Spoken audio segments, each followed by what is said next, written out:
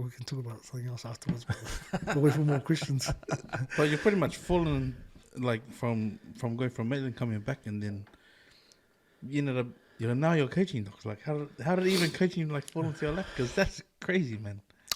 So when I came back from Australia, I went back for one more year at Ponsonby.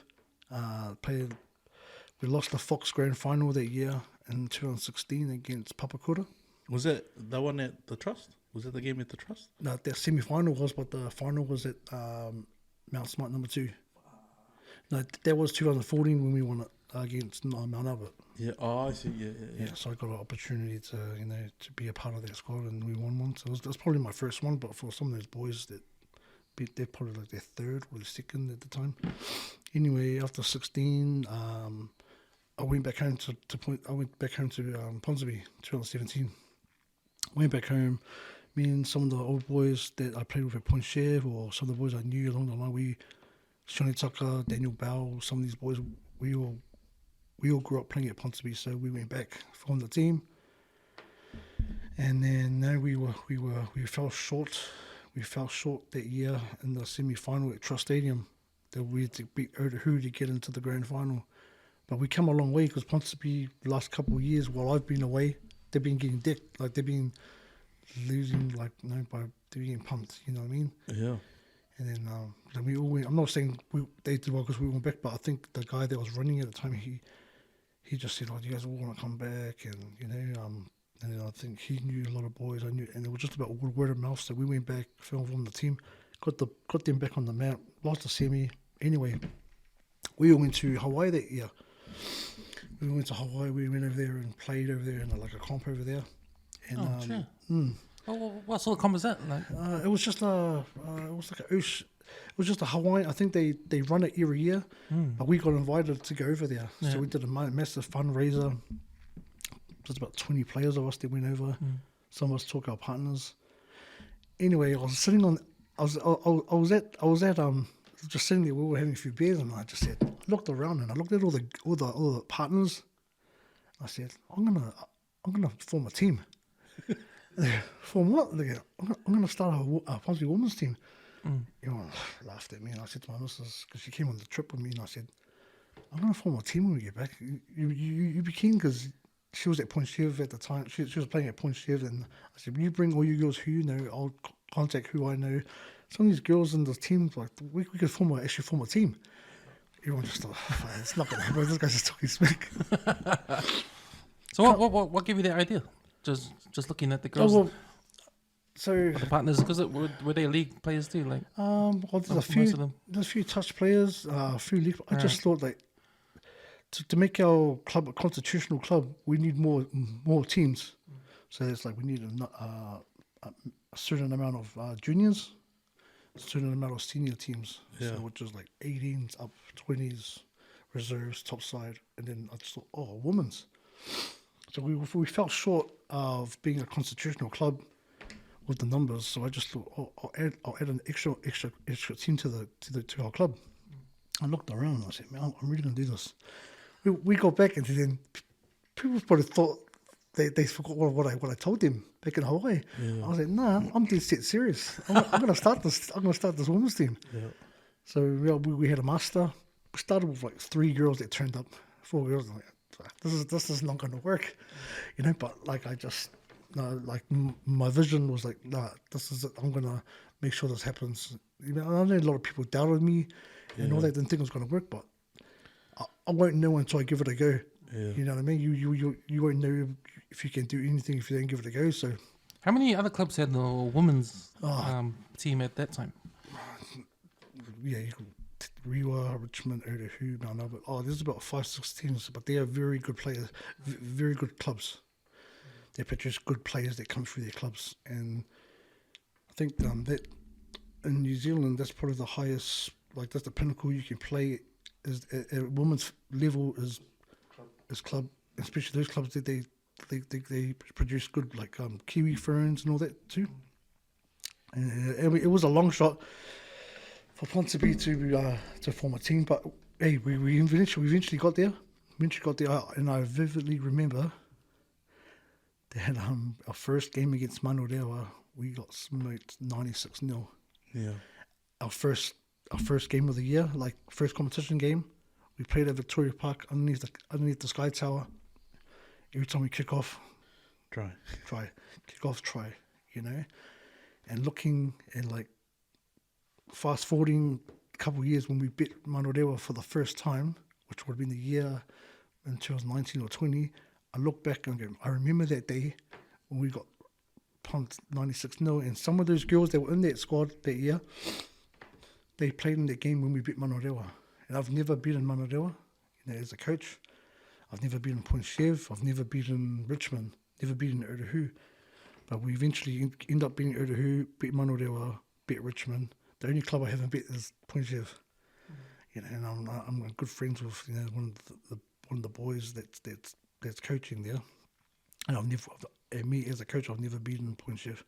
So for us to come from getting pumped 96-0 to Manorewa, and beating Manorewa that day in 2021 or 2020, I knew that we'd come a long way. You know what I mean? Yeah. Yeah. So that's where it started, that journey, and then like, you know, I'm pretty fortunate enough it's still going at the moment. I mean, we'll see on Wednesday. Yeah. We've got our first muster on Wednesday, our first training for the year, and you know, we'll see how it goes. You know that first training you had when how many girls turned up? Three or four, yeah. Yeah, and then you had the training with them, and then how long did it take to like get the word out and for more girls to come? Was it just the word of mouth? Word of mouth, the power of social media. Power of social media, people you knew, and then I started. I mean, I don't like going poaching people. People like if they want to come over to Ponsonby for an opportunity, and if they're thinking, they say, for example, someone was at Otahu or whatever, Ponsonby, and they're thinking about leaving, and then I feel like, oh, it's all right, maybe you want to come over. But the moment if I know that they are at that club, and then you gotta start trying to poach, like I don't like that because I wouldn't want that to happen to me. You know what I mean? Like I don't want someone to come poach one of my players, and I think there's the right way to do it. Like the coaches should like reach out and talk to you about it, not just scoop behind your back. And I've seen it happen a lot of times. And me and the point chef coach, one of the trainers, we were real good mates. We're mates, and we always give each other shit like, "Hey, don't poach my players," hey, vice versa. But nah, because when it comes to the men, that's a common thing, eh? Is it? Yeah, I mean, with the men, there's a fee either way.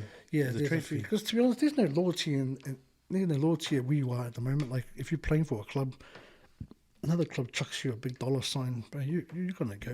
You know what I mean? But I don't think there's any money in the women's because it's still growing.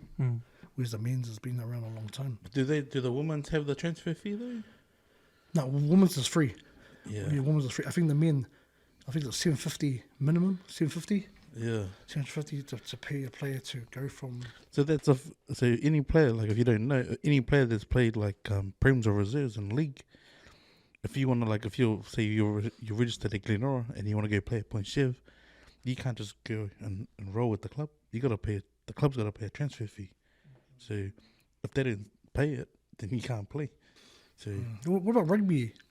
If you like Carlton Grammar, can you just go play for Waitemata? Who knows, bro? I have no idea. I've always wanted to know that.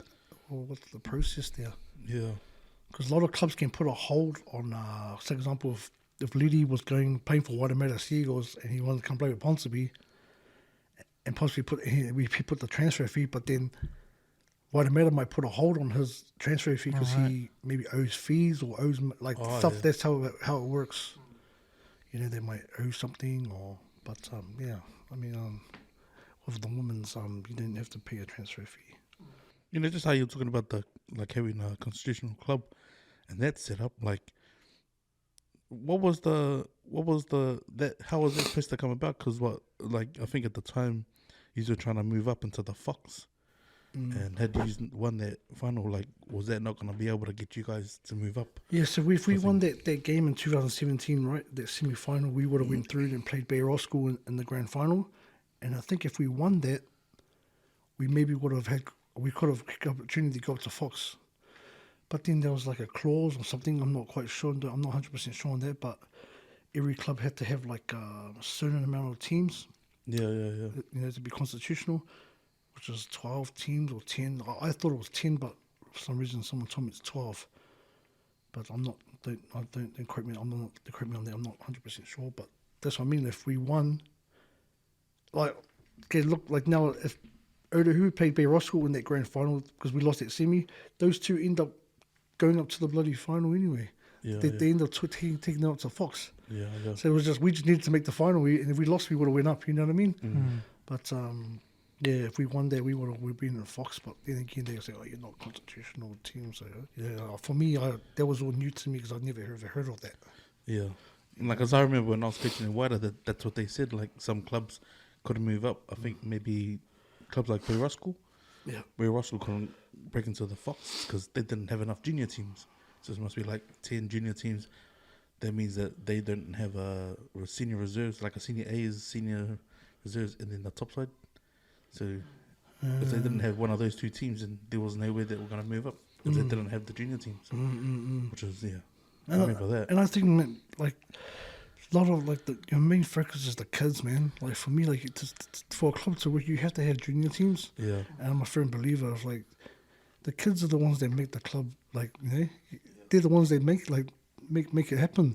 You need six, like, I mean, my son's 5 this year. They're going to have an under 6 Ponsonby team. And when I heard that, I was like, oh, man, I'm cool. I'm going to put my son's going to... Yeah.